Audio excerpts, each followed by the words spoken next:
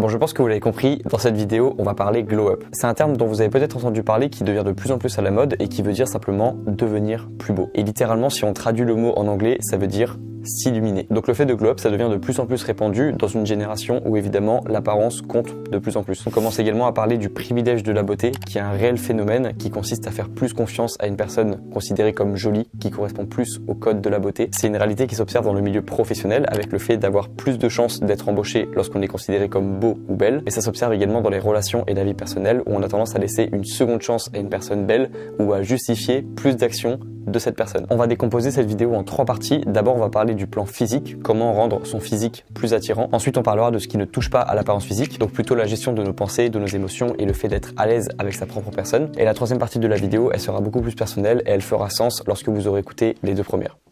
C'est parti.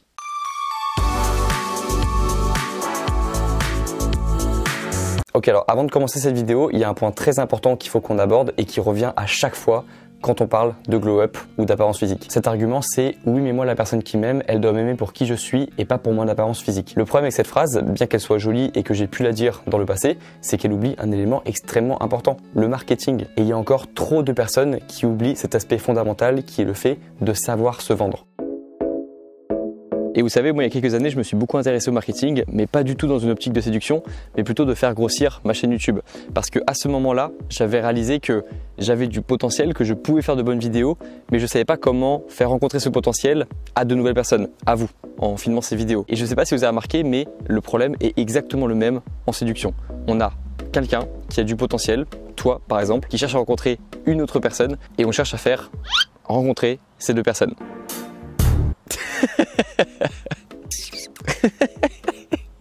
J'ai 24 ans, putain. Et petit secret que je vais vous donner, il y a un truc très important qu'on apprend en marketing, c'est qu'un bon produit ne se vend jamais seul. En gros, même si tu es une bonne personne et que tu es un bon produit, et tu l'es forcément parce que tu regardes cette chaîne, ça ne suffit pas. Il faut glow up. Pour faire rencontrer ce produit à d'autres personnes, il faut montrer les qualités du produit avec ton apparence, mais également plus tard dans la relation avec ton comportement, ton attitude et la vibe que tu apporteras à la relation. Il faut déjà passer par la première étape qui est celle de se faire remarquer. Et ça, c'est le rôle de l'apparence physique.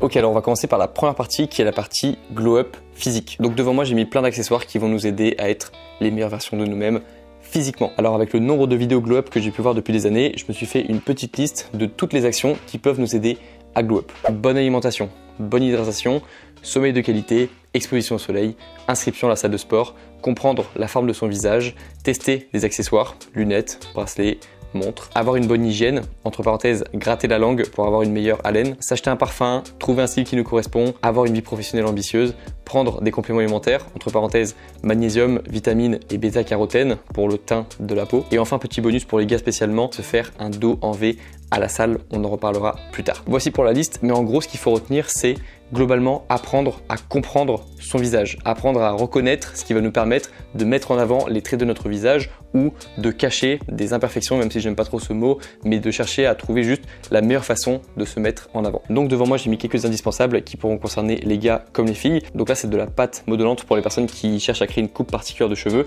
Moi je suis pas le meilleur exemple parce que j'ai rien dans mes cheveux, je mets jamais rien et j'essaie de faire tenir ça naturellement. Ensuite les gars surtout faites attention à vos ongles, n'ayez pas les ongles trop longs. Sachez que les filles sont très attentives à ce genre de détails, surtout lorsqu'on est à un date, elles font attention à nos mains, à nos doigts et ça peut leur donner une indication de notre niveau d'hygiène ou pas. Donc faites attention à ça et coupez vos ongles pas trop courts mais coupez-les quand même. Ensuite j'ai mis des clés de voiture, non pas parce que c'est indispensable d'avoir son permis pour glow up, mais disons qu'on essaye de devenir assez indépendant pour glow up. Essayez de le passer si vous ne l'avez pas encore, ça vous rendra plus heureux je pense et ça vous rendra plus indépendant. Ensuite on a des AirPods, non pas parce que la musique aide à glow up, mais plutôt parce que c'est ce que je mets à la salle de sport. En gros ça symbolise le fait d'aller à la salle de sport et de se mettre un petit peu dans sa bulle. Évidemment je l'ai déjà dit beaucoup de fois sur cette chaîne, mais aller à la salle de sport ça m'a boosté ma confiance en moi, ça a changé mon physique et je pense que ça m'a rendu plus attirant mais surtout plus confiant.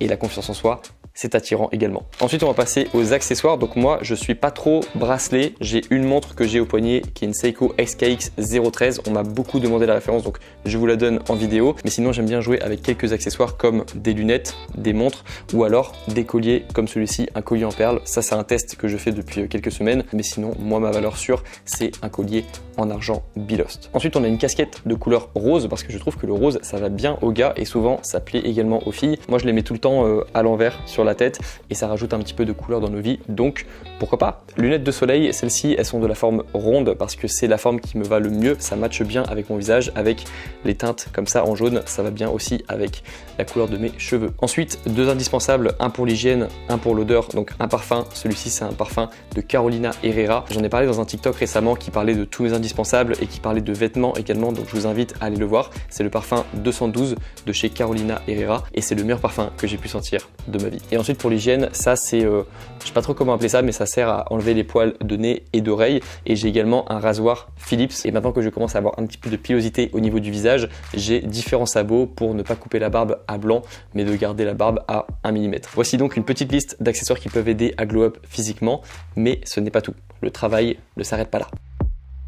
En fait, ce qu'il faut que tu arrives à faire, c'est juste analyser ton visage, analyser la taille de ton visage, la forme de ton visage pour voir ce qui pourrait te correspondre. Moi, par exemple, j'ai un visage assez rond. Alors évidemment, avec la musculation maintenant et le fait que je sois assez sec en ce moment, ça me fait un visage un peu moins rond et un peu plus carré, mais de base, j'ai plutôt un visage rond. Et ce qui est marrant, c'est que récemment, j'ai reçu pas mal de compliments sur ce début de barbe et ce petit bouc qui commence à se dessiner. Et c'est pas un hasard si ça me va bien, c'est parce que justement, ça retire un petit peu ce côté rond du visage et ça fait un visage un peu plus dessiné. Même chose pour la coupe de cheveux, j'ai la même depuis que je suis tout petit et en fait j'ai toujours eu cette coupe là, mais c'est la coupe qui me va bien parce que en fait j'ai un visage assez allongé et donc le fait d'avoir pas mal de cheveux comme ça sur le devant du visage, ça me va plutôt bien, alors que lorsque j'ai une coupe qui est plus tirée vers l'arrière, moi ça me va pas trop. En tout cas je trouve que ça me va moins bien. Et il y a des personnes, c'est l'inverse, si elles avaient les cheveux comme ça sur le devant du visage, sur le front, ça leur irait pas bien. Et en fait je pense qu'il faut juste tester. C'est un petit peu comme les accessoires où par exemple il y a certaines formes de lunettes qui vont mieux à d'autres. Moi par exemple j'ai trouvé mon style de lunettes avec celle-ci, des lunettes assez rondes parce que je trouve que ça va mieux avec mon visage. Par exemple, regardez ce que ça donne. Voilà, je trouve que c'est ridicule de parler avec des lunettes de soleil à l'intérieur en fait. Alors que si je mets les lunettes un petit peu plus rectangulaires, je trouve que ça me va moins bien. Même chose pour les couleurs des vêtements, il y a des couleurs qui nous vont mieux à nous qu'à d'autres. Moi par exemple, je sais que en tant que blond, le rouge me va pas très bien, ça fait un petit peu bizarre je trouve, alors que sur les bruns, je trouve que ça ajoute quelque chose, alors que je sais que le vert me va très bien parce que ça match avec la couleur de mes yeux et donc je trouve que ça valorise mon physique, on va dire. Donc analysez-vous un petit peu, mais sans trop vous comparer parce que sinon vous allez tomber sur des forums de type comment avoir la coupe de telle célébrité, comment avoir le visage de telle célébrité et vous allez vous rendre compte que vous n'avez sûrement pas beaucoup de critères en commun avec les célébrités et avec les critères de beauté actuels. Ça peut créer plus de complexe qu'autre chose, donc juste analysez votre visage et essayez de vous dire ok, je pars de ça et je vais essayer de glow up pour arriver à mon meilleur moi. Et tout ça sans avoir besoin de vous justifier ou de vous excuser de vouloir glow up. C'est votre droit, vous avez le droit d'être la meilleure version de vous-même.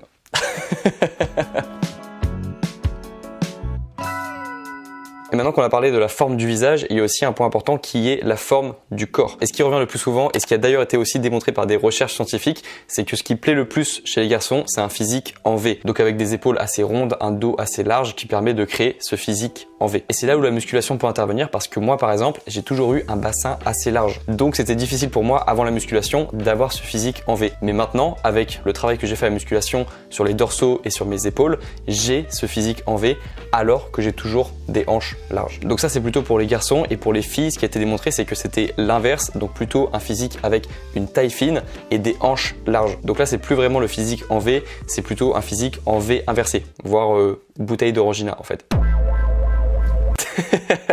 Et c'est pour ça qu'il y a plein de filles qui cherchent à avoir la taille plus fine, c'est parce qu'elles sont matraquées d'articles, de vidéos, d'entraînement, de conseils nutrition pour perdre de la taille. Et là c'est pareil, il y a encore le facteur génétique qui entre en jeu, mais il y a quand même un travail qui peut être fait avec la musculation pour rendre un physique féminin plus attirant. Et je sais que là ce que je vous dis ça peut paraître artificiel, mais en fait c'est juste la réalité. Il y a des physiques qui plaisent plus, et même si je suis la même personne au fond il y a 5 ans que maintenant, si je vous montre cette photo là et ensuite cette photo là, le deuxième physique plaira plus aux filles. Et je pense que quand on a pris conscience qu'on avait du potentiel intérieurement, on doit exploiter notre potentiel extérieur ou essayer de le valoriser, de se valoriser soi-même pour que d'autres personnes puissent accéder à l'intérieur. Mais pour moi, il n'y a pas de honte à chercher à avoir un meilleur physique si ensuite c'est pour créer de meilleures relations ou pour trouver des personnes qui nous correspondent plus.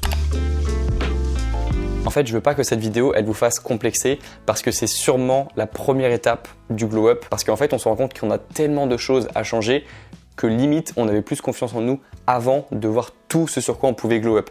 Et c'est un petit peu la même chose que lorsque l'on commence un projet, c'est parfois décevant les premières semaines parce qu'on se rend compte du chemin qu'on a à faire. Et c'est à ce moment-là que peut arriver un manque de motivation pour des projets long terme, voire des complexes pour des projets plutôt liés à l'apparence physique. Et c'est vraiment pas le message de la vidéo. Moi, je veux pas vous faire complexer, mais c'est vrai que si vous vous intéressez à l'apparence physique, vous allez voir que vous avez sûrement très peu de critères actuels de la beauté, parce que si ce sont des critères actuels de la beauté, c'est qu'ils sont difficiles à atteindre. Par exemple, en Europe, les physiques qui sont valorisés, c'est plutôt des physiques dessinés, des physiques secs, les fameux abdos et le fameux six-pack. Justement parce que dans notre civilisation, on a trop de nourriture, on a un excès de nourriture, donc ce qui est valorisé, c'est le fait d'être assez sec. Alors que dans d'autres civilisations où la nourriture est moins abondante, les physiques qui sont valorisés, ce sont les physiques gras, les physiques larges qui montrent que la personne a les moyens de se nourrir. Donc évidemment, les critères de beauté, ils sont subjectifs et ils évoluent en fonction de si on est dans un endroit du monde ou un autre. Mais ce qui compte, selon moi, pour les utiliser à son avantage, c'est juste d'en être conscient dans un premier temps et ensuite d'essayer de voir ce que l'on peut changer sur notre apparence pour se sentir mieux soi-même dans son propre corps, mais également ensuite créer plus d'attirance envers le sexe opposé ou envers les personnes que l'on a envie de séduire. Oui, je pense qu'on pourrait militer pour essayer de changer les critères de la beauté parce que ça crée beaucoup de complexes chez de nombreuses personnes. Mais est-ce qu'on aura le temps d'avoir vraiment un impact sur les critères de beauté avant qu'ils ne changent, en plus parce qu'ils changent avec le temps? Je me pose vraiment la question parce qu'on n'est pas sur Terre très longtemps. Est-ce qu'on n'a pas plutôt intérêt à jouer avec les critères actuels de beauté de notre génération pour essayer de créer les meilleures relations possibles et rencontrer la personne avec qui on va créer une vraie belle relation et avec qui on sera attiré physiquement et intellectuellement. On a tous besoin de cette intimité, de cette validation avec d'autres personnes. Et si la première étape, c'est l'apparence, autant jouer dessus et jouer le jeu des critères de beauté, même si ça peut paraître très superficiel pour beaucoup de personnes. Ensuite, la deuxième étape, c'est de travailler le glow-up mental. C'est de travailler non pas l'apparence, mais la substance. Juste, qu'est-ce que tu as à apporter dans une relation? Et évidemment, dans un monde parfait, on aimerait bien que tout se joue là-dessus, parce que ce qui compte, c'est quand même la personne avec qui on est, et pas seulement à quoi la personne avec qui on est ressemble. Mais comme vous l'avez compris dans cette vidéo, les deux se complètent, et je pense pas que l'on devrait faire un choix ou l'autre. Maintenant, comment est-ce qu'on fait pour glow-up intérieurement?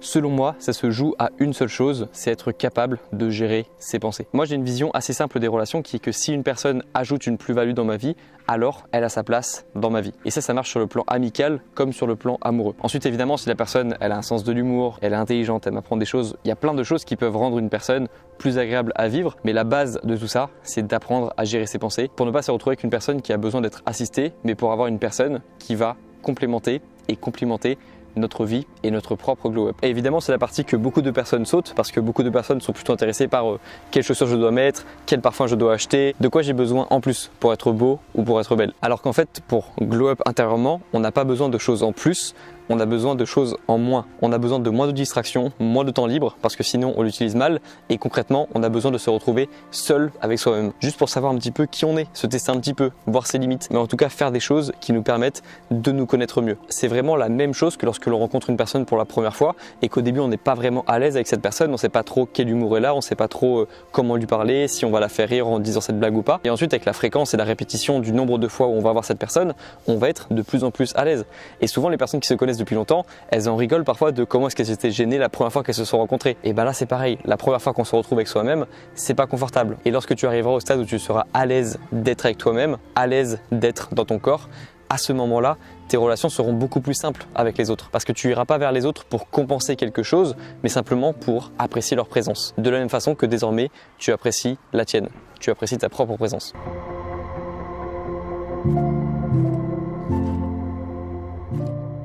Et ce qui est marrant, c'est qu'encore aujourd'hui, il y a beaucoup de gars qui sous-estiment cette partie du glow-up, le glow-up intérieur. Et c'est ça ma théorie, c'est que le physique permet d'attirer, mais il ne permet pas de tenir dans la durée. On a besoin de plus qu'un physique et je pense que ça, tout le monde pourra le comprendre. Et il y a aussi quelque chose que j'ai appris ces dernières années qui a complètement débloqué la façon dont je gérais mes dates et la façon dont je gérais un début de relation, c'est d'essayer de diminuer au maximum l'anxiété de la personne avec qui on est. Parce qu'on est quand même beaucoup dans notre tête lors d'un premier date, lors d'une première rencontre, on se pose beaucoup de questions, on se demande si on va plaire à la personne en face. Et moi, ce qui m'a permis de faire passer un bon moment à la personne en face, c'est de baisser son anxiété.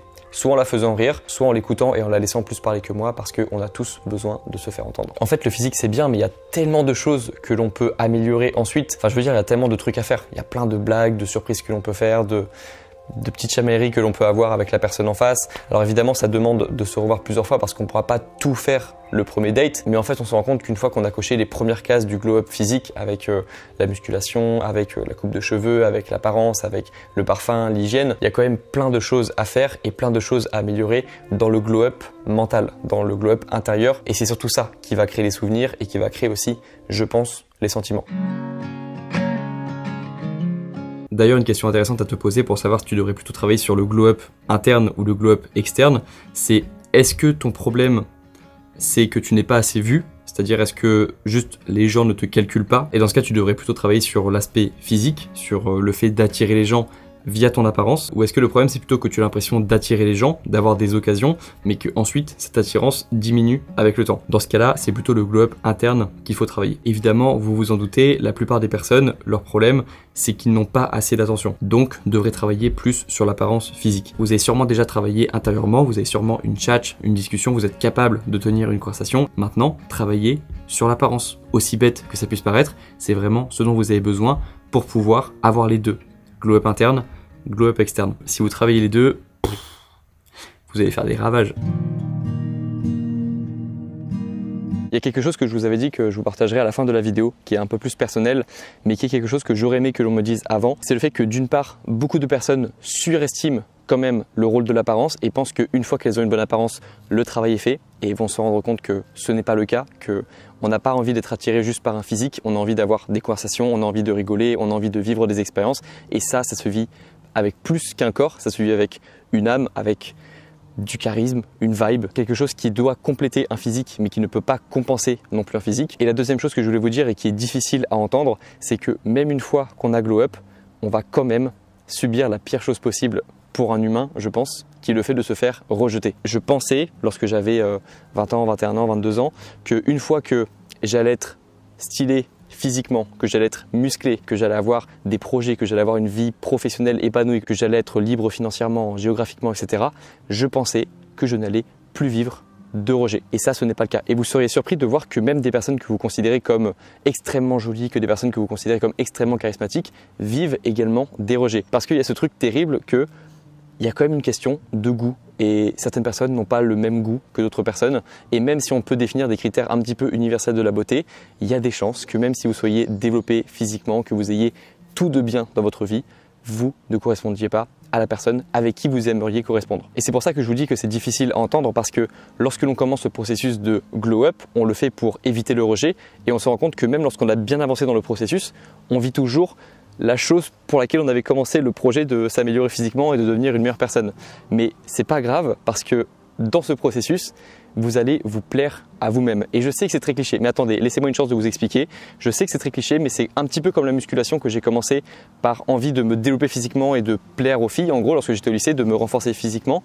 En fait, dans ce processus qui paraissait assez individualiste et assez orienté vers les autres, vers l'attirance, créer de l'attirance, en gros, je me suis découvert plein de choses personnelles qui m'ont rendu plus conscient de qui j'étais et qui m'ont apporté en fait beaucoup plus que simplement le fait d'avoir une enveloppe plus attirante. Et c'est exactement la même chose pour le glow up, où de base je l'ai fait pour éviter le fait d'être rejeté ou pour attirer plus de personnes.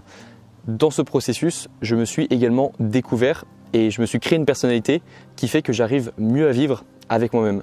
Et si je peux vous donner un conseil pour éviter de mal vivre le sentiment d'être rejeté, ce n'est pas d'éviter le rejet, au contraire, c'est en étant rejeté qu'on apprend à vivre avec et qu'on se rend compte que finalement on peut quand même s'en sortir après être rejeté, même si ça fait mal, même s'il y a pour moi pas pire sensation que de plaire à une personne et ensuite de voir l'intérêt de cette personne diminuer jusqu'à arriver à un point où la personne ne veut même plus partager des heures de sa journée avec nous. Ça, je trouve que c'est terrible à vivre, et toute personne qui a connu ce sentiment de voir l'attrait que l'on a pour une personne ou de voir une personne être de moins en moins attiré par nous, c'est à quel point c'est difficile à gérer. Et donc si aujourd'hui vous êtes toujours affecté par le fait d'être potentiellement rejeté par quelqu'un, ou par le fait que vous soyez actuellement en train d'être rejeté par quelqu'un et que vous n'avez plus l'attention de la personne que vous aimeriez attirer, voici ce que je fais et voici ce que je vous conseille de faire. Ça, la paume de ma main, c'est votre valeur. Et les doigts, ce sont les critères qui vont définir votre valeur. Ça, c'est à vous de le définir. Quelles sont les branches qui vont justifier le fait que vous ayez de la valeur? Ça peut être votre vie professionnelle, ça peut être le sport, ça peut être votre relation avec votre famille, avec vos parents, avec vos frères et sœurs,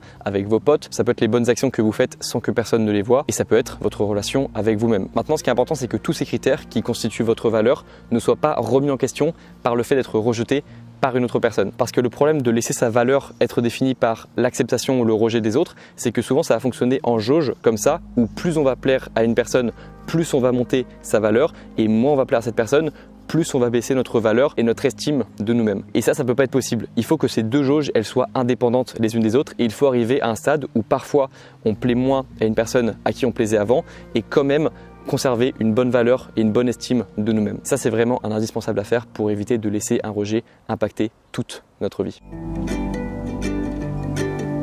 J'espère que cette vidéo vous aura plu et que vous pourrez préparer vos meilleurs glow-up pour l'été et pour les prochaines saisons. Dites-moi ce que vous avez pensé de la vidéo en commentaire et on se retrouve dans une prochaine vidéo.